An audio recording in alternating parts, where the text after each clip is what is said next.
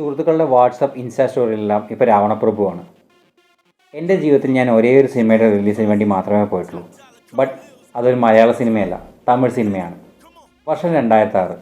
Onam റിലീസുകളായ Mahasamudram, the Don, Bhargava ജയതം എന്നീ ചിത്രങ്ങളെ പിന്നിലാക്കിക്കൊണ്ട് Lal ജോസിൻ്റെ classmate ഇൻഡസ്ട്രിയിലേക്ക് അടിച്ചുകൊണ്ടിരുന്ന കാലം. അതേസമയം അത്യാവശ്യം ആളുകളെ തിയേറ്ററിൽ കയറ്റാൻ ഒരു തമിഴ് ചിത്രത്തിന് സാധിച്ചിരുന്നു. ഇന്നത്തെ പോലെ വൈഡ് റിലീസ് ഇല്ലാത്തതുകൊണ്ട് ആഗസ്റ്റിൽ തമിഴ്നാട്ടിൽ ഇറങ്ങിയ ചിത്രം കേരളത്തിൽ റിലീസായത് സെപ്റ്റംബറിലാണ്. പടത്തിൻ്റെ പേര് വേട്ടയാടി വിളയാട്. ഗൗതം മേനോൻ്റെ കരിയർ ബെസ്റ്റ് പടം ഏത്, കമൽഹാസൻ്റെ ഫാൻ ബോയ് സംഭവം ഏത് എന്ന് ചോദിച്ചാൽ കേരളത്തിലുള്ളവർക്ക് പലർക്കും പല ഉത്തരമുണ്ടാവും. ബട്ട് ഫോർ മീ, ഗൗതം മേനോൻ്റെ കരിയർ ബെസ്റ്റ് പടം അത് ആദ്യത്തെ 1-2 സ്ഥാനം വേട്ടയാടി വിളയാടിനും കാക്കയ്ക്കുമാണ്. അതുപോലെ തന്നെ യഥാർത്ഥ ഫാൻ ബോയ് സംഭവം അത് വേട്ടയാടി വിളയാടാണ്. ഈ സിനിമ ഞാൻ ആദ്യമായി കാണുന്നത് നാട്ടിലെ ലോക്കൽ കേബിൾ ടി വിയിൽ നിന്നാണ്.